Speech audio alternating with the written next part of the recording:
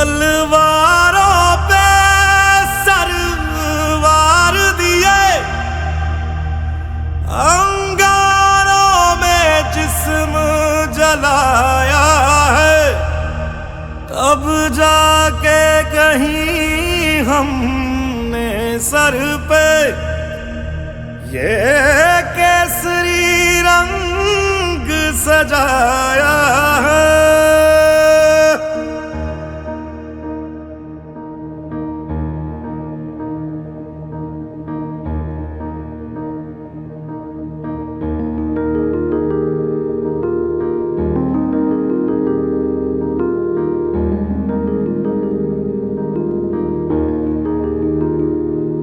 है मेरी ज़मीं अफसोस नहीं, जो तेरे लिए 100 दर्द सहे, महफूज रहे तेरी आन सदा, चाहे जान मेरी ये रहे ना रहे।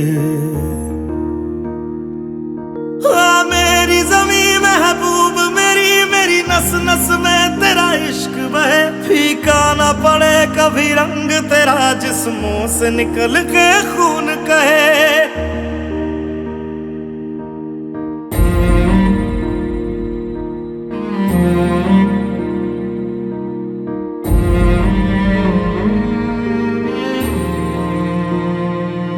तेरी मिट्टी में मिल जावा, गुल बन के मैं खिल जावा, इतनी सी है दिल की आरज़ू।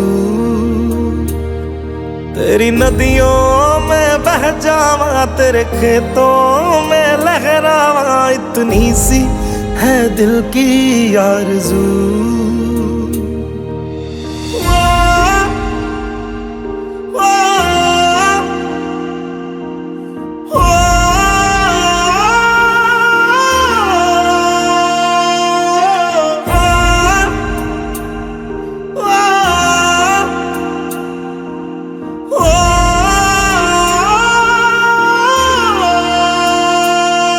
सरसों से भरे खलियान मेरे, जहाँ झूम के भंगड़ा।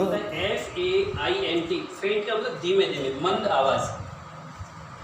FAINT फेंट, फेंट फेंट यानी मंद या धीमी आवाज। वो धीमी आवाज में सुनता है जो कि उसकी इस आवाज में धीरे से सुनता है कि बाहर कोई है। उसकी इस फेंट He also heard faint noise, ये मंद आवाज़ सुनता है, issuing from the cave, जो गुफा की तरफ से आ रही थी। He quickly got on, वो शीघ्र ही खड़ा होता है, to his horse, अपने घोड़े के साथ, and rode away as fast as he could, जितना वह तेजी से दौड़ सकता है उतनी तेजी के साथ में अपने घोड़े पे बैठ के वो सवार होके दौड़ता है। उसके बाद द किंग वॉज अमेज्ड, ये राजा को ये सब कुछ देख करके बड़ा आश्चर्य होता है कि आज मेरे साथ में ऐसा क्या हुआ है, ऐसा कभी नहीं होता। मैं तो रोज शिकार करने के लिए जाता हूँ लेकिन ऐसा कभी होता नहीं है, लेकिन ये इस प्रकार का हादसा मैं पहली बार देख रहा हूँ। द किंग वॉज अमेज्ड, ये सब कुछ देख के आश्चर्यचकित होता है, विस्मित हो जाता है। To hear a similar voice again, लेकिन वह राजा आश्चर्य इसलिए होता है जब वो आवाज़ जब दूसरी बार सुनता है, फिर से अगेन का मतलब फिर से सुन, फिर से। He came to know the bird true story, और वह ये जानना चाहता है उस पक्षी की सत्य कथा के बारे में। इस पक्षी की सत्य कथा क्या है, इसकी वास्तविक कहानी क्या है, वो जानना चाहता है। ही केम टू नो, वो जानने के लिए आता है, द बर्ड्स ट्रू स्टोरी, और उस पक्षी की सत्य कथा जानने के लिए आता है। ही मेट द ऋषिस, और वह आकर के उस ऋषि से मिलता है, जो एक तो केव होती है जिसके अंदर रॉबर्स का गैंग रहता है, उस केव के बिल्कुल सामने फ्रंट साइड में है जो कि ऋषि का आश्रम होता है। तो उस ऋषि के पास में आता है, आश्रम में जाता है और वहाँ पर ऋषि से मिलता है। ही मीट की सेकंड फॉर्म मेट, तो वो ऋषि से मिलता है। He met the rishi who explain, और वो पूरी घटना का वर्णन करता है। एक्सप्लेन का मतलब होता है वर्णन करना, पूरी घटना का वो वर्णन करता है और वर्णन करके वो सुनाता है। The behaviour of each bird, प्रत्येक पक्षी के व्यवहार के बारे में वो वर्णन करता है। क्योंकि उधर भी पक्षी है और उधर भी पक्षी है, उस केव के पास भी पक्षी है और ऋषि के बाहर जो ऋषि का जो आश्रम है, उस आश्रम के बाहर जो पेड़ है उसके ऊपर भी एक पक्षी रहता है, क्योंकि ये दोनों वही पक्षी हैं जो बचपन में है, जो कि अपनी माँ से बिछड़ गए थे, मदर बर्ड से बिछड़ गए थे, अब बड़े हो गए हैं, तो चूँकि दोनों अलग अलग जगह उन्होंने प्राप्त कर ली है और वहाँ पर वो बैठते हैं। अब वो दूसरी उस पक्षियों की कहानी के बारे में जानना चाहता है। ही मेट द ऋषि, वो ऋषि से मिलता है, हु एक्सप्लेन, उसका वर्णन करता है, of behaviour of each bird, प्रत्येक पक्षी का, वो प्रत्येक पक्षी के बारे में, उसके नेचर, उसकी प्रकृति के बारे में वर्णन करता है। उसके बाद में सून का मतलब अतिशीघ्र, बहुत ही जल्दी, सून ही केम टू क्लियरिंग विच, और वो ये सब कुछ बहुत ही जल्दी स्पष्ट कर लेता है। क्लियरिंग का मतलब स्पष्ट होना। विच लुकड, जो क्या था, लुकड लाइक एन आश्रम, जो उस आश्रम के अंदर उसने जो कुछ भी देखा, वहाँ से जो कुछ उसने प्राप्त किया। और आश्रम को इंग्लिश में इसका सिनोनिम्स यानी कि पर्यायवाची शब्द जो है वो आश्रम को कहते हैं कॉन्वेंट। इसके लिए एक स्पेलिंग आती है, कॉन्वेंट या आश्रम भी बोल सकते हैं, इसको कहते हैं कॉन्वेंट,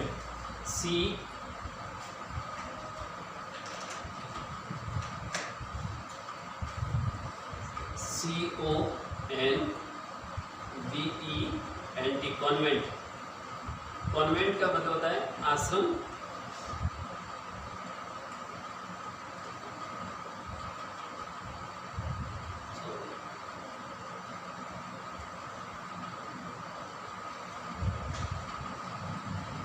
कॉन्वेंट का मतलब होता है आश्रम, ठीक है। तो इस आश्रम के पास वो बाहर आता है और पक्षी को देखता है। फिर उसके बाद में इट वॉज अ ऋषि आश्रम, उसको पता चलता है कि ये किसी एक महान तपस्वी या ऋषि का आश्रम है।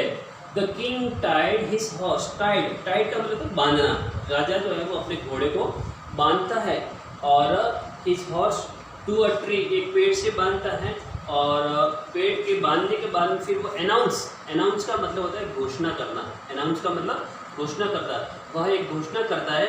और उसकी घोषणा क्या होती है, वेलकम, वो एक अनाउंसमेंट सुनता है, उस ऋषि के आश्रम के बाहर राजा एक घोषणा सुनता है, और वो घोषणा क्या होती है, वेलकम टू द आश्रम, कि आपका इस ऋषि के आश्रम में स्वागत है। वेलकम का मतलब स्वागत, वेलकम टू द ऋषि आश्रम। सर, श्रीमान जी, प्लीज गो इनसाइड, श्रीमान जी कृपया अंदर पधारिए, एंड रेस्ट, और आराम कीजिए, रेस्ट का मतलब आराम कीजिए। The Rishi will be back soon, और कि अभी कुछ ही पल में, कुछ ही देर में ऋषि जो है वो आते ही होंगे, आप इस आश्रम के अंदर पधारिए और थोड़ी देर के लिए रेस्ट कीजिए, अभी कुछ देर में ऋषि आते ही होंगे। Come back, Rishi will come back, Rishi will be back soon, बहुत ही शीघ्र, सून है ना जल्दी, शीघ्र आते ही होंगे। There is a some cold water in the pot, वहाँ ऋषि के आश्रम में एक बर्तन है, एक पॉट का मतलब घड़ा, उस घड़े में ठंडा पानी है, ठंडा पानी पीजिए और आश्रम कीजिए। Please make your self comfortable, और अपने आप को थोड़ा आराम महसूस कीजिए।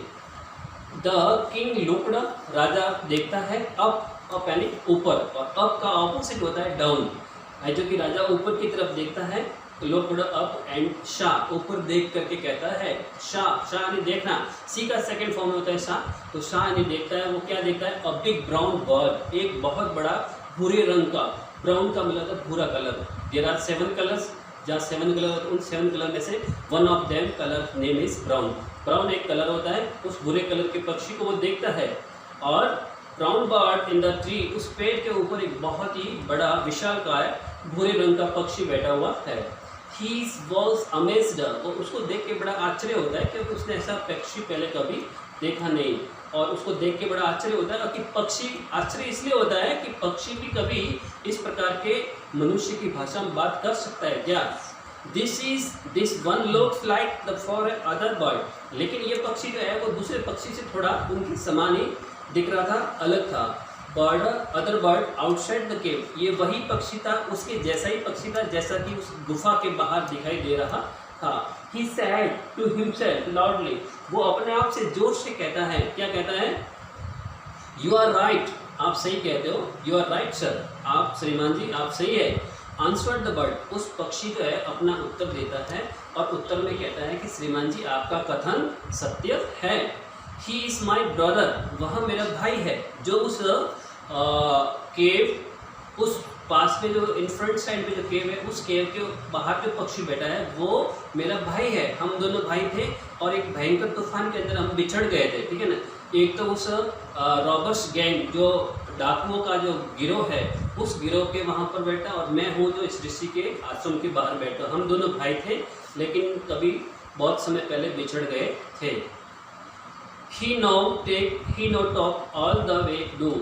ही नो, अब वह उनसे बातें भी करता है।